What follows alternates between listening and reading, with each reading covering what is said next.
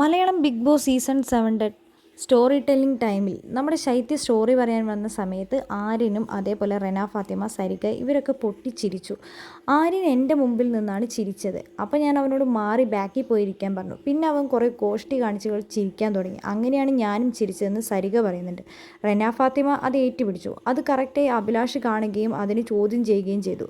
അതിൽ കയറി ഒനീൽ, അതേപോലെ അക്ബർ, ഷാനവാസ് ഇവരെല്ലാവരും ഏറ്റുപിടിക്കുകയും ചെയ്തു. ആര്യൻ അവസാനം ചെരുപ്പൂരി അഭിലാഷിനെ എറിയുക വരെ ചെയ്തിട്ടുണ്ടായിരുന്നു. എനിക്ക് ബാക്ക് പെയിൻ എടുത്തതുകൊണ്ട് മാത്രമാണ് ഞാൻ അവിടെ കിടന്ന് ചിരിച്ചത് എന്നാണ് ആര്യൻ പറയുന്നത്.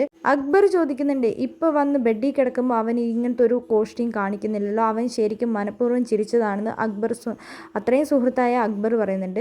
അത് ശരത്തും പറയുന്നുണ്ട്, അവൻ കറക്റ്റായിട്ട് ചിരിക്കുക തന്നെയാണ് ചെയ്തതെന്ന്.